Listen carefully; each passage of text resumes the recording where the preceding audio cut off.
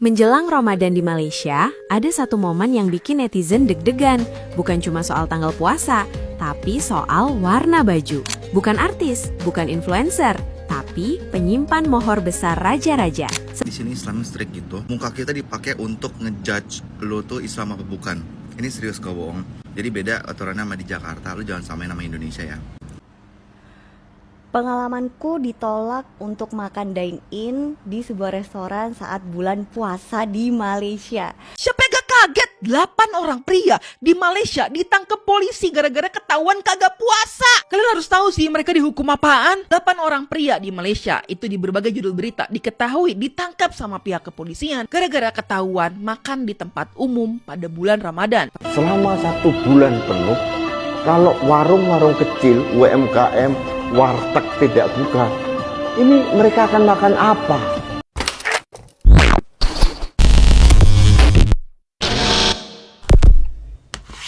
Hai, halo geng. Assalamualaikum warahmatullahi wabarakatuh. Berjumpa kembali dengan saya, Zainal Story. Sebelum video ini saya mulai, gimana kabarnya kalian semua? Semoga semua yang menonton video ini baik-baik saja, dimurahkan rezekinya, selalu berpikiran yang positif dan dijauhkan dari mara bahaya oleh Tuhan Yang Maha Esa.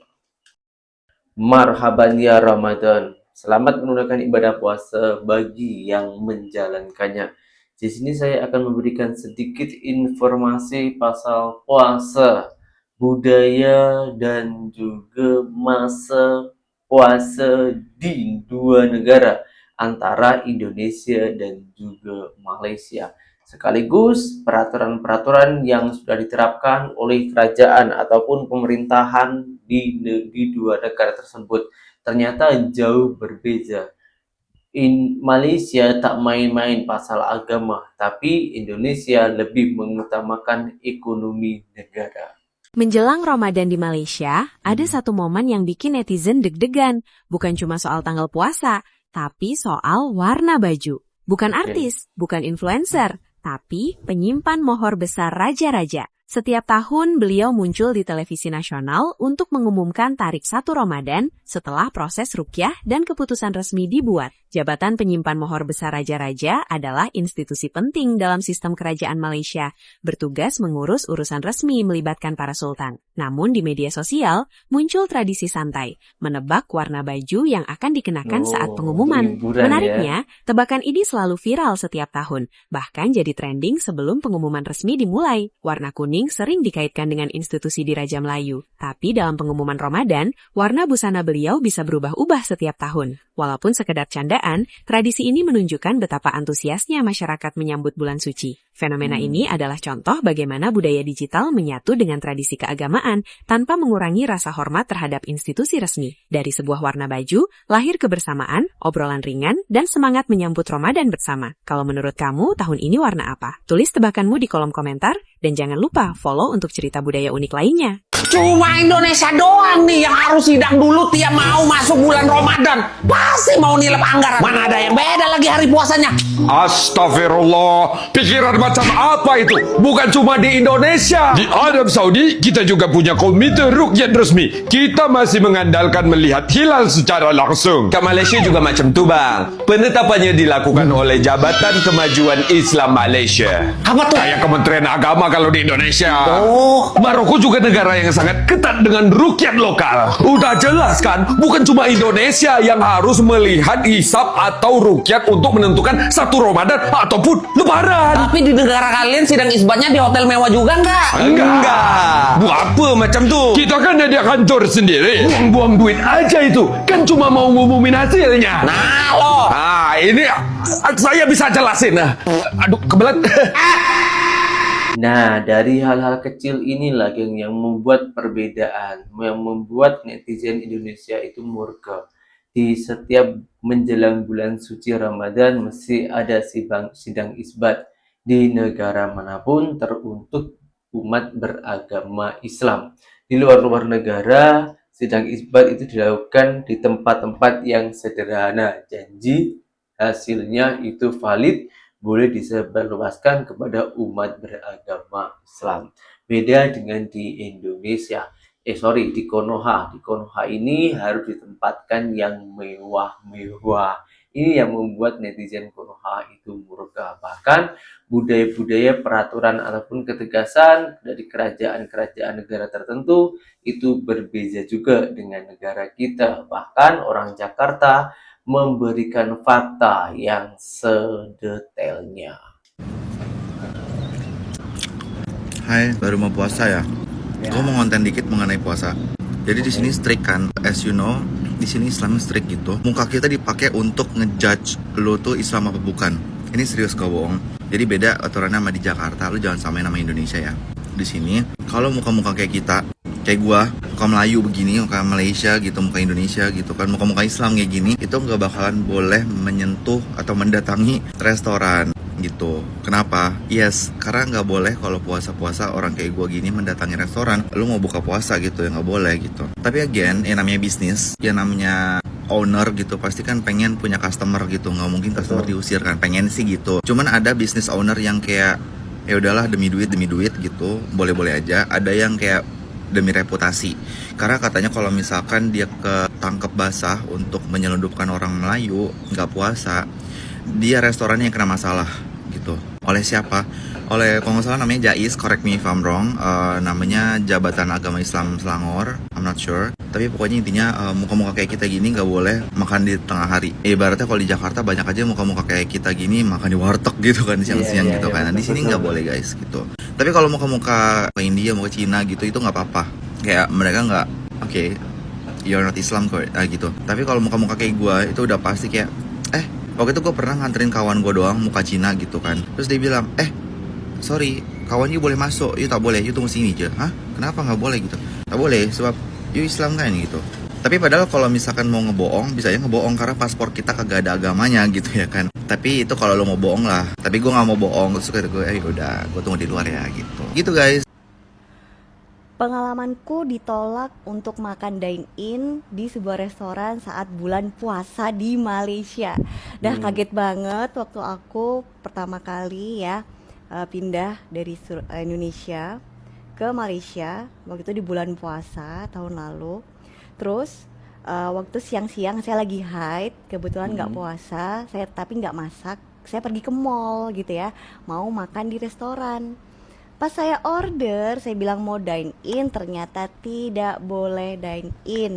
Jadi akhirnya saya harus membungkus makanannya dan tetap makannya di rumah. Nah ini satu hal yang berbeda ya teman-teman dari Indonesia. Kalau dulu saya di Surabaya di Indonesia pas lagi bulan puasa tapi saya lagi berhalangan datang bulan, saya makan di restoran di mall itu ya nggak apa-apa gitu ya, aman-aman aja, nggak disuruh bungkus atau apa, boleh makan di tempat.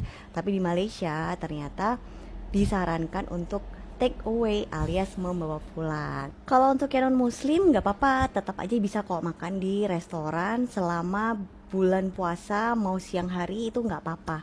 Jadi disarankan hanya untuk yang muslim aja. Oke, saya di sini memberikan sedikit aja tambahan sesuai pengalaman saya ketika saya itu 8 kali menjalankan ibadah puasa di Malaysia. Dan seperti apa yang diceritakan oleh akak dan abang ini memang betul, tapi sedikit pembetulan. Kalau orang non-muslim di Malaysia, agama Hindu, Kristen, Buddha, dan lain-lainnya itu memang tak diwajibkan untuk menjalankan ibadah puasa, akan tetapi tetap harus menghormati dan juga menjaga orang-orang Islam yang tengah berpuasa di sana dengan cara tak boleh memakan di tempat umum, dan juga kedai-kedai orang Chinese, orang India, dan lain-lainnya itu harus ditutup rapat sesuai dengan kalau di Malaysia itu SOP ya. Sebab kalau tak mengikuti peraturan-peraturan tersebut di Malaysia itu bukan main-main, ketegasannya itu memang tak boleh dinegosiasikan. Sebab di Malaysia siapa-siapa yang melanggar peraturan tersebut boleh dikenakan sanksi ataupun dikenakan denda. Ternyata orang muslim di Malaysia nggak boleh beli makanan, Cuk, ketika Betul. bulan puasa. Jadi kami kemarin baru nyampe di di Malaysia dari Indonesia kan. Pas kami nyampe otomatis kami nggak puasa kan karena kami musafir. Bukan masalah musafir sih iman kan nggak tebel sih, masih tipis sih, nggak kuat imannya. Jadi kami beli makanan, habis kami beli makanan dan kami order makanan itu kan. Pas kami order katanya gini, kamu muslim atau bukan, kata yang penjualnya. Kami bilang kami muslim. Nah kalau muslim nggak boleh beli di sini katanya, nanti kena saman, karena kami kena saman. Maksudnya kesamaan itu kayak dikena denda sih kalau di Indonesia ya. Jadi masya Allah gitu, aturan di sini luar biasa, sangat menghargai muslim gitu kan, keren banget sumpah. Siapa yang gak kaget? 8 orang pria di Malaysia ditangkap polisi gara-gara ketahuan kagak puasa. Kalian harus tahu sih mereka dihukum apaan. 8 orang pria di Malaysia itu di berbagai judul berita diketahui ditangkap sama pihak kepolisian gara-gara ketahuan makan di tempat umum pada bulan Ramadan. Tepatnya di jam-jam mestinya mereka puasa. Katanya alasan umum orang-orang ini itu nggak puasa gara-gara satu, mereka itu nggak bisa puasa. Yang kedua adalah mereka sedang tidak enak badan atau sakit. Ternyata mereka ini ditangkap dengan pasal 49 Undang-Undang Pelanggaran Syariah Melaka 1991, di mana organisasi ini itu selama kurang lebih 1 minggu belakangan di bulan Ramadan itu telah menginspeksi sekitar 127 restoran yang tersebar di kota-kota pinggiran Melaka, Ringgit, dan juga Bukit Rambai. Dan akan mereka terus lakukan hal tersebut itu selama bulan Ramadan full untuk menindak orang-orang yang dianggap tidak menghormati bulan puasa di bulan Ramadan ini. Menurut mereka ini adalah pelanggaran yang tidak dapat dimaafkan.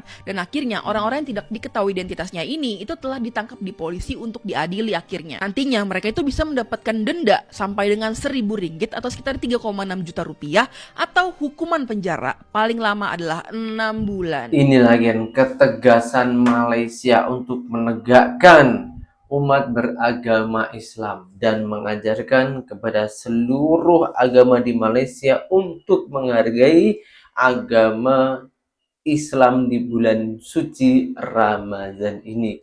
Bukan Malaysia itu tak suka dengan agamanya yang lain, tapi Malaysia hanya teringin menghargai itu saja, tak lebih. Dan apabila ada yang melanggar seperti video yang diceritakan oleh akaknya tadi ini, bukan hanya orang yang tak puasa aja yang kena denda ataupun saman, melainkan yang punya kedai, yang punya warung ataupun yang punya tokonya tersebut juga boleh dikenakan denda yang sebesar sampai 1.000 ringgit Malaysia. 1.000 ringgit Malaysia kalau dengan penukaran saat ini yaitu 4.300.000 rupiah. Wah, sangat keberatan ya.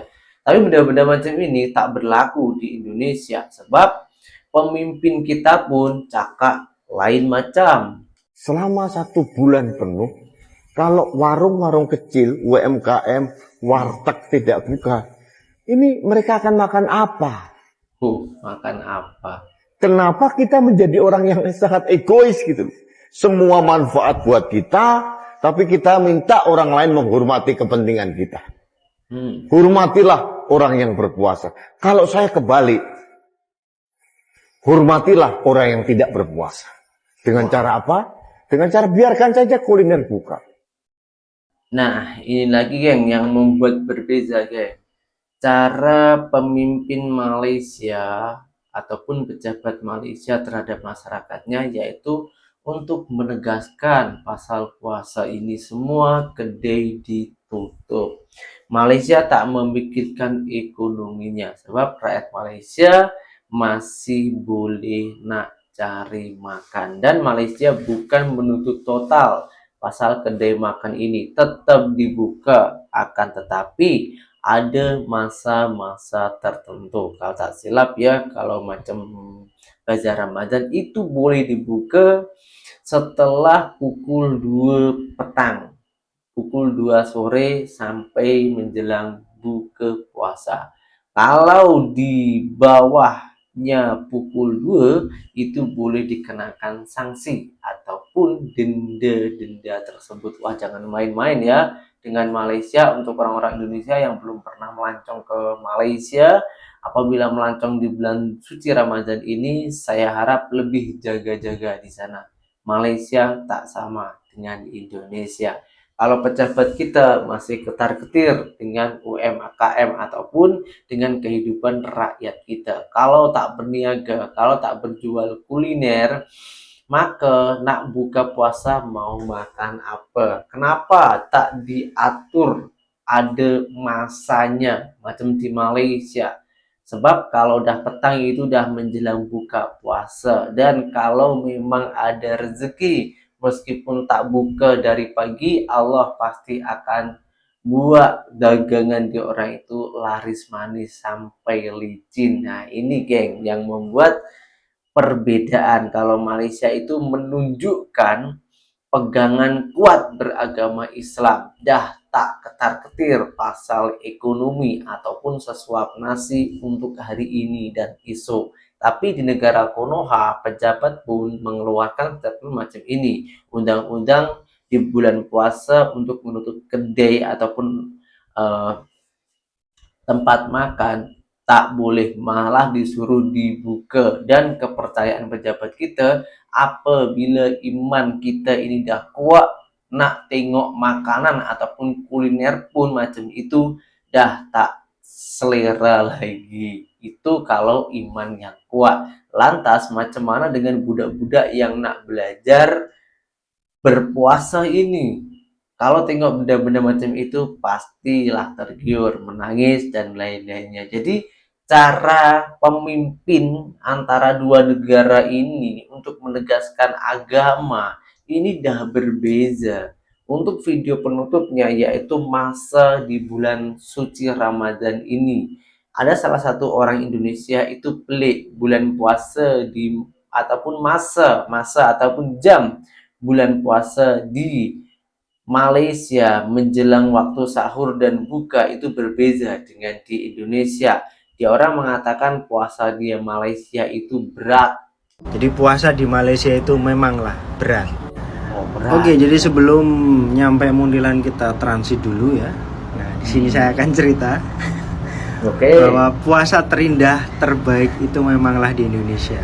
Kenapa? Yang pertama, di sini puasa itu dimulainya itu dari waktu jam 6 pagi. Tadi malam saya sahur, saya nunggu, ternyata jam 6 pagi itu baru adzan. Jadi sahurnya kegasian. Yang alhasil bisa kalian tebak sendiri. Jam buka puasa di sini itu jam 7:30. Mungkin kalian di Indonesia sekarang udah ada yang buka, tapi di sini masih terang benderang ya. Nah, kalian lihat masih terang benderang. Dan di sini panasnya luar biasa, sangat-sangat luar biasa. Jauh lebih panas daripada kita yang ada di Jawa, itu tidak sepanas di sini. Tadi saya habis pergi ke bengkel tempat ini apa? Bang Fajli ya. Di sana itu pun wah, panasnya luar biasa seperti sedang di sauna. Dan di sini itu ada namanya jaim. Jaim itu semacam polisi yang melakukan razia terhadap orang-orang yang tidak puasa. Dan tadi saya ngobrol dengan Bang Fajli, kalau misalkan orang tertangkap tidak puasa, apa yang akan terjadi? Yaitu pertama, orang tersebut akan ditangkap. Setelah ditangkap, nanti akan ada semacam sidang, mengaku dia tidak puasa. Nah nanti udah itu masih didenda. Dendanya itu cukup lumayan, sekitar 1.000 ringgit. Di sini tidak ada war takjil. Ya tidak seasik kalau di Indonesia ya. Jadi di sini kalau ada orang jualan takjil siang-siang itu pasti nanti digerebek sama jaim. Di sini saya luruskan yang sebetulnya kalau masa kita menahan haus dan lapar ataupun ketika kita menjalankan ibadah puasa itu sebetulnya sama, lebih kurang aja. Di Indonesia ini 13 jam lebih, sama di Malaysia juga 13 jam lebih, cuman masanya aja yang berbeda. Nah, ini kalau orang Indonesia pergi ke Malaysia pasti mengalami culture shock, bahkan ada yang salah, mungkin masa dia yang kurang tepat, karena bertanya-tanya dulu dengan warga tempatan Malaysia. Kalau pasal ketegasan jangan diragukan lagi, memang Malaysia ini menegakkan hukum ataupun peraturan macam ini dah dari dulu. Itu untuk menghormati dan juga menghargai umat beragama Islam yang tengah menjalankan ibadah bulan suci Ramadan ini, geng. Bulan ibadah puasa di bulan suci Ramadan ini. Apa pengalaman korang mengenai hal ini? Apabila ada benda lain yang belum tercantum di ayat-ayat yang saya keluarkan, sila tulis di kolom komentar. Insya Allah dengan bulan suci Ramadan ini kita menyebarkan banyak kebaikan, maka pahala kita juga akan bertambah. Untuk orang yang sudi menulis di kolom komentar demi sharing mengenai bulan puasa ini, saya doakan semoga orang semua sehat selalu, selalu diberikan keberkahan, diberikan kemudahan untuk menjalani hidup dan diberi kesejahteraan di dunia dan juga di akhirat nanti. Dan apabila ada tutur kata saya yang kurang baik ataupun ada yang kurang sopan, saya minta maaf yang sebanyak-banyaknya. Dan berjumpa kembali di video saya berikutnya. Assalamualaikum warahmatullahi wabarakatuh. Bye-bye.